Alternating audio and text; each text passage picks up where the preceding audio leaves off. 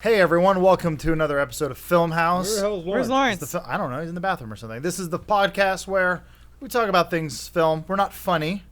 It's just informative because funny. That's what we do here. We're just informational. Why was the filmmaker so insufferable to be around? I would like to let you guys He took know. himself real serious. What's the worst audition you've ever been on? I'll tell you at the end of this thing. I have to say in the beginning Gotcha. that this episode is brought to you by Blue Apron. Thank you, Blue Apron. Blue Apron's on a mission to make incredible home cooking accessible to everyone, but more on that later. On a mission to your kitchen.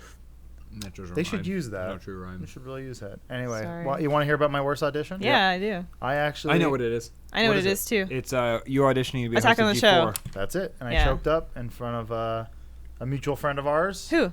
Gavin Purcell. Oh, that's embarrassing. Text him. Yep. That's embarrassing. And well, he then messaged us years later after he worked on, what was he on? Jimmy Fallon for Yeah. years.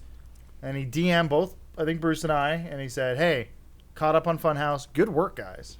Wow. Proud. Mm-hmm. Proud moment for me. And he said, Actor Adam Kovic. You've come a long way from that piece of shit that wasted my afternoon. That I was a piece of shit. Do you think if he knew going back what he knew now, he would have hired you for He could have got him for G4? dirt cheap. You know what, Elise? I'm glad I didn't get it. Really? Because now I have to work with you assholes. You could have. I mean, you still would have worked with me. Hey, let's go over some headlines. Yeah, we would have Real- played volleyball together. Sorry, go Real on. quick. Oh, it's okay. I'll go in any random order. Don Rickles is dead. 90. What was your favorite Don Rickles film? Next. Rickety next. Splits. I was gonna say there's a Tales from the Crypt episode, I believe, where he's a comedian. Doesn't he get the hand thing. Let me see. I'm gonna look it up real quick. What you guys talk about Don Rickles? Don Rickles was 90. Yeah. He was a comedic pioneer. I think that's a good amount of time. 90 is a good year. Oh, Yeah. Don Rickles, was he in the Aristocrats? He must have been. Must have been, right? He must have There been. he is, Don Rickles. Ricky's. We're joined by Lauren Sontag on today's podcast. National Beer Day. Other news. There's a little movie out this weekend. For us now, we recorded this a week early. A film called Your Name. Yeah. James and Elise have already seen Your Name. Yep. What is Your Name all about? Elise? So it's your classic body swap story, but not, essentially. Yeah. I won't tell you too much because for me, I just knew that this movie had a reputation in Japan of being at the top of the box office for weeks and weeks Yep. and being stunning looking. Yep. I didn't seek out any information about it. I just watched it. I saw it on a plane. I was really, really fortunate that it was available to me that way. And I'm glad that I went into it not knowing that much because it takes a little bit at the beginning to kind of figure out, okay, this is the rules it's establishing and what it's doing. But once you know that, it's beautiful. And I'm not not too romantic of a person. However, as Lawrence knows, because I tell him this all the time for some reason, because I feel like he understands, but I don't know. Like, to me, love that transcends space and time is always like really beautiful. Yeah, it's not true either, which is great. That's why I love like a movie like Cloud Atlas, because that just kind of feels that way to me. And this movie very much kind of has that sensibility to it, which I thought was very romantic. And it's not necessarily Twilight. not necessarily romantic love though, but I definitely 2 thumbs up. Everything up. This movie is great. Every single shot looks like concept art. Yeah. Like everything looks like, oh, well, that's what they intended the movie to look like. But then when it came down to actually animating it, you had to make compromises. This movie makes no compromises visually. I would liken it to the film-going experience of seeing Your Name is like diving into a swimming pool you've never been into before, and as soon as you hit the water, you realize it's perfectly room temperatured. So there is no shock. Okay. It's a very excellent film. There's certain things. It's not exactly slice of life, but it kind of still has very, very much that going for it. People just living their lives. Is there a shot of a faucet that has water in it and then a drip comes There out? could be. Yeah, there must be. Yeah. I It's think there must be. Two characters on an elevator for an uncomfortable amount of time. Yeah. Is there an establishing shot of a No, summer it's day where gorgeous. you can hear the cicadas? Oh, Yeah, for oh, sure. yeah. Yes. There's like 100. Absolutely. Oh, we're an anime town. It is anime. Yeah, it's Yeah. really great. Something that animes tend to do better, for me at least, than live action movies are like do these slice of life things. Like I find myself having an easier time relating to these characters than if it was an actor portraying the role. You know, That's something that I've found very curious. Because anime is almost mathematical in its pacing sometimes, especially in slice of life stuff. You know, there will be these long panoramas of very detailed, you know, drawings of Tokyo or whatever. But it's always got that kind of hazy, almost dreamlike look about it. But that's the sort of thing that I would get annoyed with in a live action thing. So it's like, oh, you're doing this panning shot of Chicago. Like, great. Yeah. But for some reason, since it's animated, my eyes just enjoy drinking it in a lot more. well, it is interesting because the director, he goes to a lot of places and takes photographs and then uses those photographs as the first phase for the back plates for a lot of his animation. Oh, So he wow. will actually go into a rural, we were looking through that art book Yeah. for a lot of his work. He'll go to a rural Japanese town and he'll take photographs and be like, this would be the shot I would use.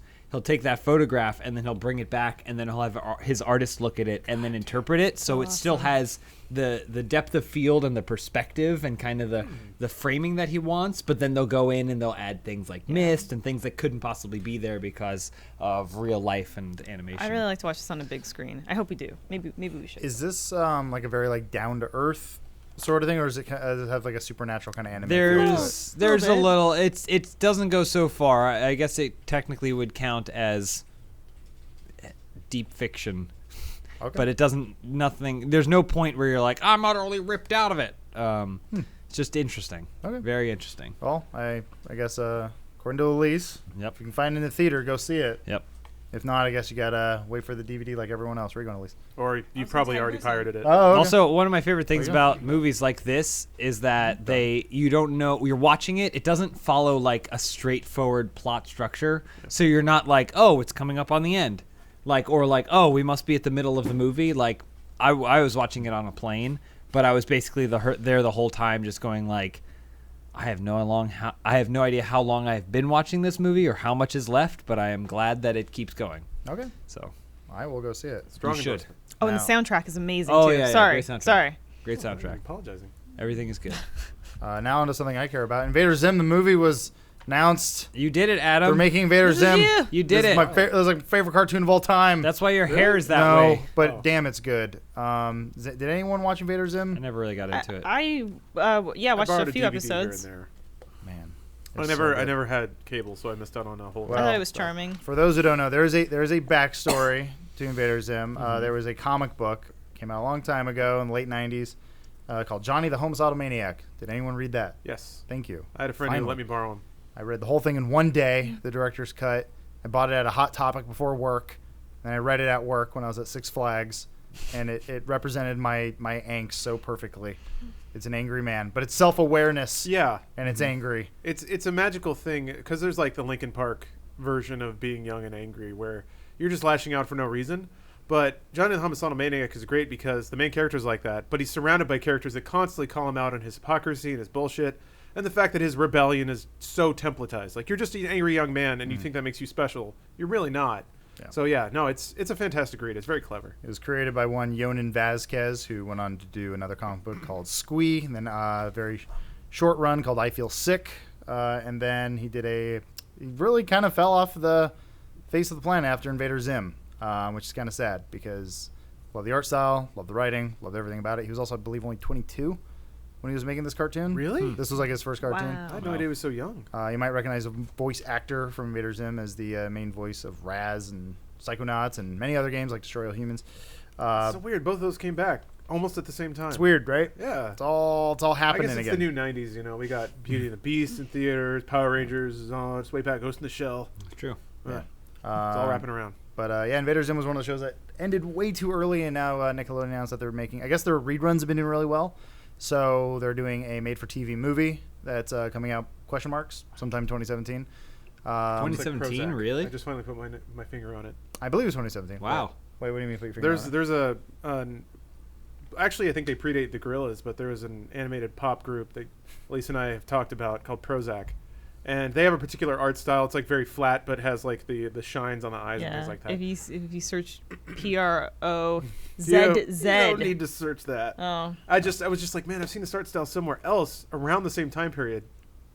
Yeah, they are kind of similar. Anyway, See it. sorry to Little thoroughly. bit. Oh no, it's okay. I remember I have a lot of like Invader Zim moments. Remember, I was like a teacher's assistant when I was in high school, and there was a group of it was a class of like second and third graders.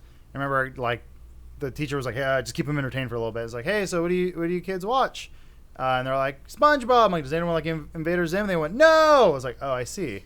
The show was marketed for people who are way too old, and that's probably a big reason why it failed, which is sad. But now that everyone's older, they're rewatching it, or like it's gained enough of attraction. It was still in Hot Topic for 10 years afterwards. It was just definitely on the wrong network. But kind of like Futurama, it was a little too clever for its own good sometimes. oh, absolutely. And then the demographic it was pushed on, it was probably intended for somebody. People a little wanted bit older. Ed, and Eddie. Yeah. Yeah, that's kind of. It felt bad. You ever feel like there's a piece of content that's made specifically for you, and then no one is really on it, and so on one hand you feel special because you're like, oh wow, someone made something for me, but then you're afraid because it's gonna get taken away because no one else is and into you it. have nobody to talk to Yeah, it was about really it fun. either. I got a meta question for you, Adam. Go for it. Riverdale. Do you sometimes feel defensive when, after the fact, a whole bunch of people come out of the woodwork to say they were secret fans the whole time?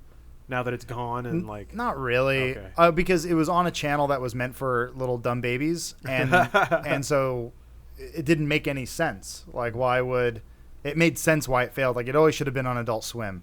Like right now, we're watching a clip. It's a homeless man yelling at a cash register. And he goes, "I want my slaw." He goes, "You have your slaw." He goes, "I want my slaw." Like, why is that in a kid's show? And it's a homeless guy. It's very, I don't know. And it was way too clever, way too smart, way too scary for dumb babies. So yeah, I'm glad it's back though. Very That's happy good. about it. So they just said one made-for-TV movie. Sounds like it's gonna be like an hour and a half bit that they're and doing. They're gonna use that to probably test the I remember waters that. to see if people want more Invader Zim. That's the hope. Yeah. I highly recommend we all watch it. But you were saying earlier you don't know if Yonan Vasquez is involved. He is. He is. Finally, yeah. I was Okay. keeping a very close eye on his Twitter. I've been a Yonan Vasquez fanboy for a very long time. I think he's the first person I waited in line at a Comic-Con to get something signed, and it was my badge. Aw. And then I waited in line. I bought a copy of Johnny the Homicidal Maniac to get signed by him at another Comic-Con for a friend. He wasn't there, but Ricky Simons, the voice of Gurr, was, and he was looking at me very confused of like, why do you want me to sign this? I didn't work on this comic. I'm like, I know, but you know, There's a connection. there's a connection. I know Yeah. that you were the someone colorist and Who's not here? all this other stuff. And then actually, Oh, here he goes. I'm so excited. So at least you're host of the show for until he gets great. Yeah, I mean, we can talk about all the things I'm into. back. Yeah, go ahead. Right now, wrapped up Big Little Lies last week. That was pretty great. Uh-huh. I've been reading the history of Saturday Night Live because Yep. a lot of my heroes passed Yep. through there, so that's pretty interesting to me. yeah. And, okay, well, we're done got with the this- lease talk now. Hey, look at that. I got this at a different Comic-Con. Yonan Vasquez did the artwork for Bioshock 2 for this Bioshock 2 art print, and he signed it for me. Oh, that's cool. Yeah, and I've had It's it framed dusty. for a It's very a little long. dusty. Yeah, it's in there. It's beautiful. There you go. Oh, If we smash it open, there's That treasure that makes map a lot of sense. inside. I've seen that in the office a lot. I didn't know he did that. That makes sense. Yeah, does that's. make I mean, I'm not a huge fan of Bioshock 2 in any way. It's a decent game. I think it's pretty good. Minerva's Den DLC was fine, but that's why I keep that because I'm a big stupid Yonan Vasquez fan. And really happy he's Brave around. of you to say. Thank you. Yeah. That's exciting, though. It's Yes. nice that this kind of thing happens. That Yeah. this is where it works out good. That all old trash gets recycled eventually. And If I I'm had not to calling put- this yeah. trash specifically. I'm just saying everything. Like Well, I think this is you're right. something that someone tried and then it failed commercially. But that doesn't necessarily mean things are over. Psychonauts is the same deal. You know? Samurai Jack. Samurai Jack. It's very heartwarming. In my more cynical moments, I tend to think that everything in this world is driven by money, and if something fails, it's dead. But clearly, I think these are examples of somebody who believed in it, saw it, and was like, "This didn't get a fair shake. I really believe that this can work because it's really good." And somebody is willing to put their money and their weight Yeah, behind it it's to make it happen. funny because I think it may have been the day that like this was announced. I kind of was thinking about like stuff that's dear to me, and I started thinking of Umbrella Academy, Gerard Way's yeah. 2 comic book series where he's talked about he wanted to do 8 of them, and then there's supposedly been a series in development. Like there was Netflix talk and other stuff, and there's like never any developments about that. But I still like hold a candle for both of those things Yeah. for that 3rd volume, You gotta which wait like. another. The next comic, it has a title but it doesn't exist. You gotta but wait another yeah. decade though. Well, I Yeah, think- Just gotta give it So- time. I think it's another thing too with television, especially, is that the rating system in which it has fallen under has been so flawed for so long that now we live in a time where you can get better analytics with online viewership, and there's so many different ways of consuming media, and that now I think companies are looking for more of these like really dedicated hardcore audiences, very much like the Rooster Teeth audience, where they're just like, they're very loyal, they're very community driven, and now they're trying to tap into that and trying to get, now all these people who maybe watched or pirated Samurai Jack are now older and have disposable income and will probably watch and buy and consume this stuff. And I understand that's the world we live in. It's very consumerism based and all that fun stuff, whatever. But as long as this sort of like good entertainment can keep getting made, it makes me happy. Yeah, I think that like now it's a lot less daunting for production companies to adapt certain materials that were perceived as unadaptable before. And there are also new content delivery systems and platforms that these media that failed 5 years ago can be more successful on. Like Arrested Development, case in point, Netflix was perfect to relaunch that on because it was the show that was not digestible in a week-to-week format. Something like this probably would do great as well. Like if it came back in a series on Hulu or something like that. Even if it's like a BBC style thing where every couple of years we get a Zim movie, I'm okay with that. It's Ewan Vasquez. There he is. That's cute. I had that there's T-shirt Johnny, yeah. for the longest time. I'm a big nerd. But yeah, that's really it. I just wanted to geek out over Invader Zim for a while. That's cool. So thank you for entertaining me. No. Guys, that's nice of you. Speaking of entertaining me, you guys like food? Yeah. Good. Let's talk about Blue Apron. Uh-huh. Because this Filmhouse episode podcast brought to you. It was a terrible segue on my part. But I'd like to remind you guys that this episode is brought to you by Blue Apron. Blue Apron is affordable for less than $10 per person per meal. Blue Apron delivers seasonal recipes along with pre-portioned ingredients to make delicious home-cooked meals. And I think that's fantastic. It has a very positive impact on the community. Blue Apron has established partnerships with over 150 local farms, fisheries, and ranchers across the U.S. That's beef, chicken, and pork, which come from responsibly raised animals. I like animals that are responsible. Yeah. I hope to have the animals aren't necessarily responsible, but the people raising them are. Exactly. I think the animals are responsible. They never miss a rent check. Oh, yeah? They always pay on time. One of my favorite things about Blue Apron is the variety. You can choose from a variety of new recipes each week. Here's some fun features that are coming up. There's the spinach and fresh mozzarella pizza with olives, bell peppers, and ricotta salata. That's Spanish for salad. There's the sweet and sour salmon with bok choy, carrot, and ginger fried rice. There's the Parmesan crusted chicken with creamy fettuccine and roasted broccoli. And finally, the baby broccoli and Fontana paninis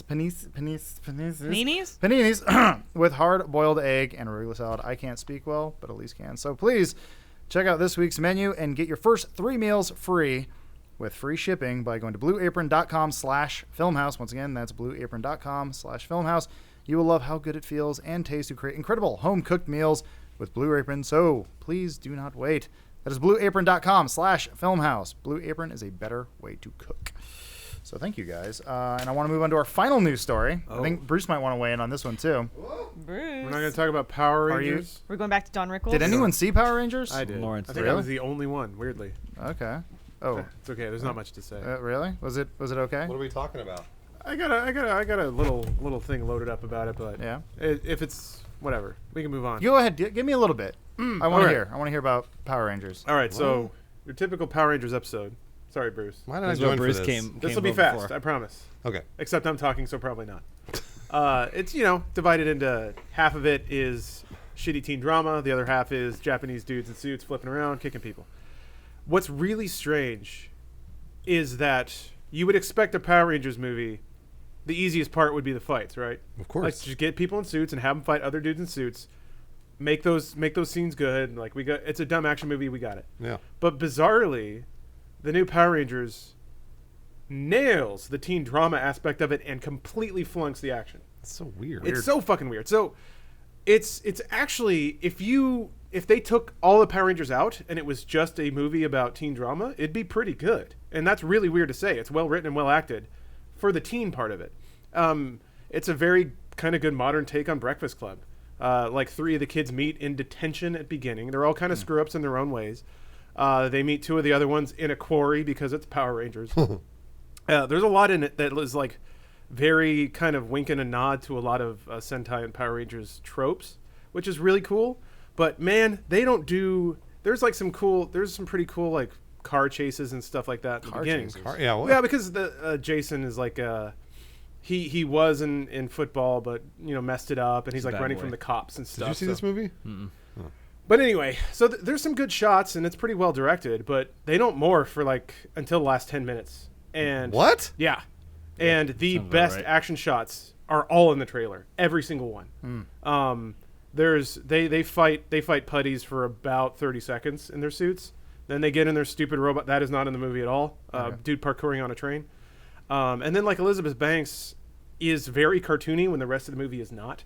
So it's just it's like two movies. She was on a green screen. She didn't know what she was doing. Yeah, no, and I don't blame her at all, to make that clear. But just it's really tonally conflicted, and the best parts of the movies have nothing to do with Power Rangers. It's very, very strange. Yeah. But It's a superhero origin story that they applied to that's Power the best. Rangers. That was the best. Him triple kicking that dude. They turned into dinosaurs right there. Yeah. But this is the end of the movie. But so it's funny because they take off their helmets because they realize that they can't have them talking, even though they do that in the show all the time. this. They just hyper emote. Yeah, they don't do that in the movie. So their helmets are off, and they look dumb with the visors off. And then I don't know, man. It was Megazord comes in. if it had some pretty that was also the second best shot in the movie. I will continue not seeing the film. Yeah, it's fascinating Done to and watch just to see them invert everything that's good about the TV show. Yeah. But huge mystery. Well, I think there's a difference between when you have a bunch of cheap to pay Asian dudes in spandex and you ask them to fight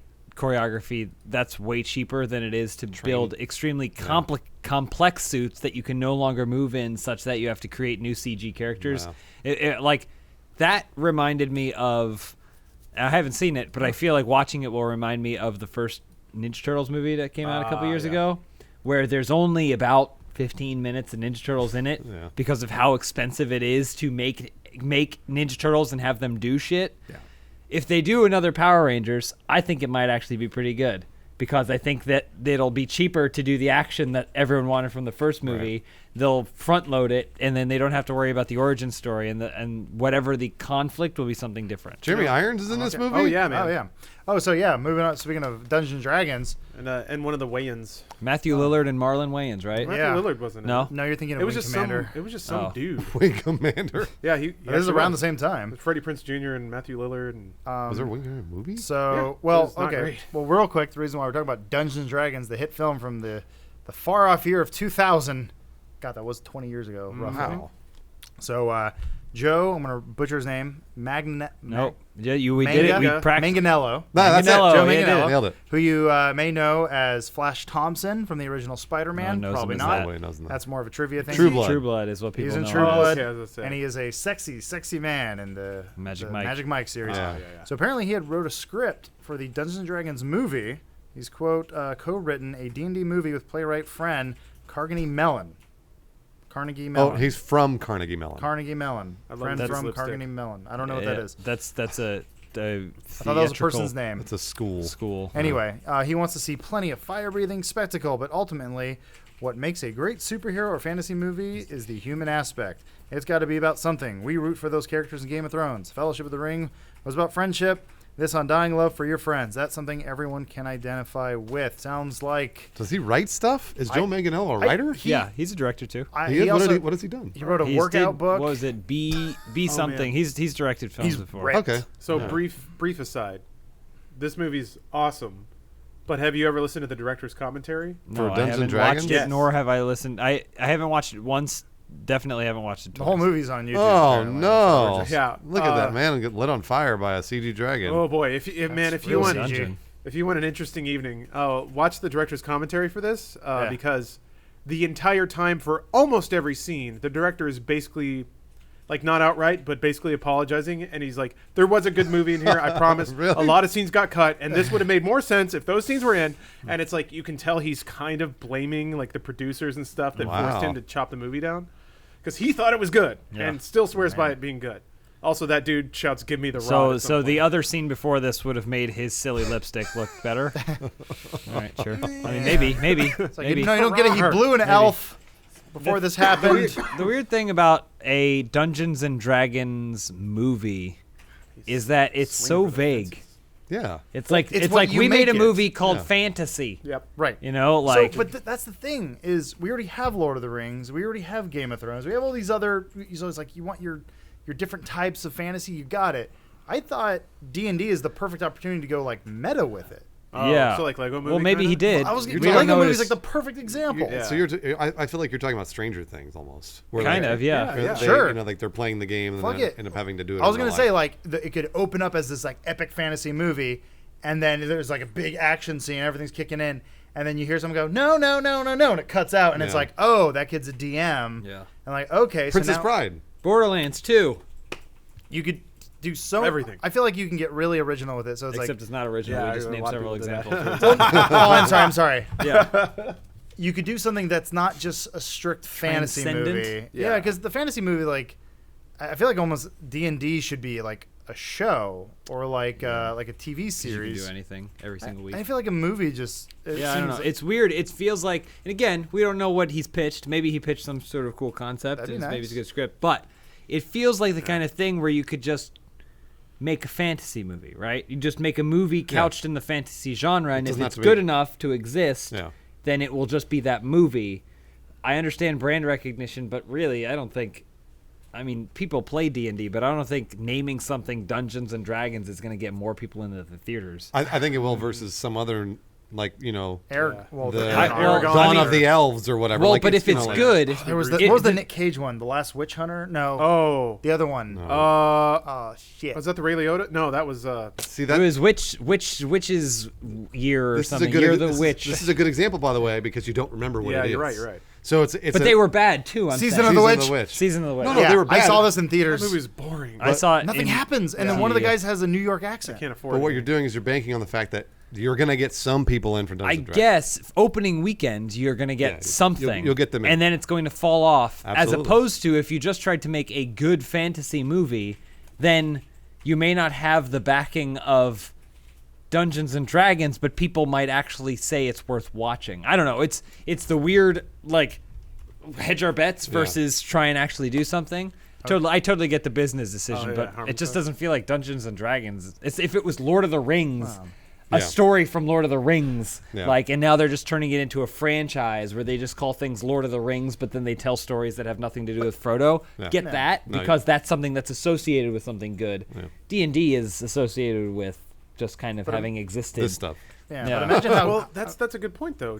D&D to me as a brand is a bunch of people sitting around a table, role playing, and to me the fascinating part is when parts of yourself go into the game and you don't even know it. Yeah. So kind of what Adam was saying, what I think would be an amazing movie is you have teens or whatever, and it is kind of that superhero origin aspect where they go into the game and they're super powered and they're living out their fantasies, but at the same time they're using that as an avenue to deal with their private lives. So you go into the fantasy realm and you see these barbarians cleaving orcs in half. Then you have these like indications that something's wrong with this character or they're upset about something. Click back to real life, and the DM's like, "What the fuck, dude? You can't do that." And then he goes home, and his mom's beating him or Yeah. whatever. I don't know, but Yeah. I think there's, provided it's written well, a movie called Dungeons and Dragons in which a group of real people work through real problems, but it has that fantastic element injected. It could work out Fantasy- really well. Sucker Punch. Yeah. Well, I think like a lot of kids, a lot of people growing up go through a lot of hard shit, and fantasy or video games or movies, books, otherwise are always like they provide an excellent escape. And yeah, Lawrence, that's the movie I would write. Not that I could write a movie to save my fucking life. Beer day. But that's where you would start conceptually. Exactly. That's Yeah. kind of what was That's- going on with would Lego be Movie. like I feel like that's more of a television show. I Sure. mean, like that's kind of how I feel. a like, lot more episodic than it would be Yeah. a movie. It'd be like this nice mix. I hate saying this because it's like it's one part this and one part this because then that's how you freaking sell things. But Yeah. it really is basically Lego Movie meets Stranger Things with a little bit of what's that Falcor movie, The Neverending Story. Oh, until you said that one, you had all the studio executives I know. screaming themselves. What Like, can I never say understood besides? that. Hey, Never's what? 40 years old. Well, Yeah. wait. I think you could- Eternia? We're going to say Well, there's that Eternia? one old executive in the back goes, "I remember Falcor." He And he has a heart keels over attack. dead. So hold up. If we're in the new '90s, what movie The from Matrix. that era epitomizes the idea you're talking about? Because I'm thinking Pagemaster, but that was a little earlier. than Pagemaster bomb, though, too. Yeah. Nobody so, liked that movie. Yeah. 'cause it Aside wasn't from very Neverending good. Story, here's an exercise in profitability. Think of a movie that had like real life with like fantastical elements interspersed that did really well and is kind of a cultural hallmark. There wasn't much good fantasy in the 90s, was there? Yeah, it wasn't really a fantasy era. Not really. No. There was more science of the fiction, Rings. if It was anything. 90s Way was at a the bad time for genre films in general. The ones that tried were all really bad. 90s. right. The 90s were really good for really original movies like Forrest Gump, Also, or like good action films or and like that. or adaptations of books that couldn't really be adapted well, like Jurassic Park. Or they're like, they can never do this, and then they did it. And you're like, oh, Yeah. shit. AAA Oscar bait. Yeah. Yeah, there's a lot Schindler's of- List and stuff like. There were a lot of good live action historical drama epic stuff. Yeah. This is, Man. I mean, this is what Hollywood has been doing for years and years and years. It's like the same with the Battleship movie and 10 Cloverfield Lane. Those are other movies. Like somebody had already written that film and been like, "This is so cool," and then some studio executive was like, "Oh, we'll just slap Battleship on it." Where can we Like, shove it? Almost Yeah. every single Die Hard ever. Man, I'm just saying. Yeah. I was just to get into people's heads and fuck with them. I feel like doing the D&D movie the way we're talking about it. You could have one of the main kids dying of cancer. Oh, think of the money, Yeah. the tier money Squeeze it out. you get. Tier You'd have to money. save that until like the last 10 minutes though. Yeah. That reveal. Oh, so Really good. punch him in the face. Well, you before do they you do leave. the big fish reveal. Remember Right. when he's sitting in the hospital with his dad Yeah. and he's like, "You're running out to the river, Dad. You run out there," and he's carrying him. The dad's like, "Yes." That part still sticks with me. God. I remember that one. It's a good. That movie hit me pretty hard, It's a yeah. good movie. I'd say that scene and then the final fight scene in Warrior are probably the two things in a movie that such a good movie. can guarantee make me cry Yeah, in yeah. a film. That's a good looking shadow. The dog dies in Hachi. I still haven't seen that. It's a dog's tale. There's nothing worth watching Hachi? about that movie Oh. except for When the you dog want a dies. good cry. Anyway, so Joe, I know you're not listening to this, Who's but that? He's already written it. He's What's lifting, his last he's, name? he's not lifting weights. And What's fucking his last chicks. name? his wife? His last name. Oh, Manganello. That's it. Yeah! Yeah, nailed it. It's really hard to say. It's actually very hard I to believe he's married to Sofia Vergara. say. Vergara? Vergara, Oh, right, Sofia Vergara, right? Vergara, the one from Modern Family. Yeah. I think that's his wife. Yeah. Shit, Really? Yeah. Ed God Neal. damn, Flash. Yeah. Man up. Let me see. Hold on. Sophia. He's shredded. But yeah, we don't know what he's writing, but Look at this. hopefully it's something. I want to see what their kid looks like, because holy crap. Look at those two beautiful Well people. I know. done. Yep. What are we doing with our lives? Yeah. What is it that's innately pleasing about seeing attractive people together? They're attractive. Yeah, that. Look at that. Exactly that. But Yeah. there's something. It's more than just seeing two nice things together. You know that they're going to make more nice things. That's Maybe that's there are instincts that fire off in your brain, being like, "Boy, it's really good that they're going to make better stuff for the human race." Yeah. For us. Objectively better. That's like when you see Fuck when you me. see Yeah. ugly No. people- That's why you hate ugly Imagine people, that. Lawrence. You're not allowed to write. What is? Yeah, that's what. Look, people this hate. guy's writing D&D. And we're going to be like, it needs more character. And he's like, cool. I'm going to go fuck my hot wife. How many D&D movies do you think Vin Diesel has written? Too many. Oh man, he's written mean, so many. How many witch hunters do you think he has? banked Probably up? a lot. Yeah. Look at that. Banged up. Now we're just looking at gay porn. It's not We good. need to That's airbrush. But That's not damn. gay. He looks great. No, he looks Yeah. amazing. God Apparently he's going to play, what's his name? touch Slade him. Wilson. Oh yeah. damn. Deathstroke? Oh, Yeah. Right on. Right There on. you go. Cool. Oh, fuck me. Please. Lawrence, you could get to that. I You don't could. know. It's attainable. He wrote a workout book. He's slimmer than I think I could ever get. It's attainable, Lawrence. You can do it. No, I mean like rib cage wise. I got Never, I got a big never ass say chest. never, Lawrence. Check this out. Check this I out. have to crack my ribs and shove them back in. Look at him. What? There That's it him is. as a kid. That's actually me on the left and me on the right. This is why he knows about D&D. Go up to what's that fatty picture of him? Yeah, I want to see the fatty one. Oh, He's still weak. big. Yeah, I know. he's still that's a bulk. That's a bulk. If That's I've a ever bulk seen it. face? That's a bulk. God, He was he's just got bulking. everything. See, Spider-Man. actor's jacked. He wrote a script. He Remember looks him, cool. Spider-Man? Oh yeah, he No. was. Oh wait, I do. He was supposed to be like what, 18? Yeah, I think he was like 32. Telling you, just become an actor, All right, and then you so- can get jacked. There we go. Spider-Man. You get paid to get jacked. get Someone paid to do it. was like, we'll get a shot of him looking. Oh, he looks Oh, great man, no he matter looks what. great. I have a question. Hopefully, there's a term for this. Spider-Man did it. Superman Returns did it. Okay. What is the thing where you intentionally shoot something anachronistic, but no one remotely seems to care? So Spider-Man, the first one, the Sam Raimi one, when he was in high school, it was like the 1950s for no reason, except they had cell phones. And then immediately it skips into modern day when he leaves and goes into Manhattan. And then Superman Returns did it like Parker Posey was wearing a bird cage and driving a 20 Studebaker, Oh, I see what you're saying. and it was still modern day. Superman Returns is all mixed up. I know, Right. but no one seems That's to. that's the director's love for that time Yeah, era that's- and how they associate their But there's got to be childhood. a term for that, right? When That's a- directors just do that for no Uh, reason. It's just a mix of vision too. There's Yeah. it's not like there's not like one dude was going through the whole thing being like, now put that person in this weird costume. Like somebody probably did it and they're like, Well, fuck it, whatever. There's just also a leave it in. certain. I mean, when you're casting a 32-year-old guy to play 15-year-old Peter Parker, you have to make the world around him somehow seem Okay. out Older, of place. yeah. Okay. So I think that's part of it too. Well, Sam Raimi's also, I think at the time he was maybe in his 50s, and so he associated his time with comic books with that era. And so in his mind, he always talked about when I was a kid, I read Spider-Man's. Like, yes, but Yeah. in your mind, it was like the 60s. It or was whatever. different, right? I'm not curious about why it happens. I'm just curious if there's a term for it because it seems to happen. Anachronistic. You got it right. Oh, Yeah. okay. Yeah, that was it. Past jerkin. There it is. Yeah. That's I what like we're going to call it. Anyway, that's the end of the podcast. All right. Thank you guys for talking about movies. Thanks for and stuff. tapping Yeah. me in so I could look at shirtless pictures of Joe Manganiello. Yeah, One day, we know man. when to call you. One day we're all going to look like that. He's like in his 40s, I think. We can get there. We can get there. A few Just more take- beers and I'll be there. Maybe we should do serious training. starts. Maybe we should like Just, like, blot really- out 6 months to really get do it? Joe Manganiello bodies. The whole time we great need to work idea. out to the hit film Dungeons and Dragons. See you there. Streaming now for free on YouTube, apparently. Guys, I'm going to throw this out There there, it and is. you can say no right away, but Shitty Fantasy Night, D&D with commentary, Whoa. In the Name of the King, and Dungeon Siege Tale. Let's do it. Thank you, Elise. Elise is back. Witch Hunter. Bruce Last is Witch leaving Hunter? though. Bruce Bruce is gone. just I left. tried watching that, but Stephanie was yelling at the movie the whole time so loud I couldn't understand any of the story. Oh no, the plot. You know, Idris Elba, for instance, people are saying, well, why can't Bond be black? Sure. Or any ethnicity. The character's British. You already have a layer there. Yeah. He has to be British. It's He ha- usually... it's But a does he British have to be spy. British? Well, Captain then again, America is I mean- played by a Canadian.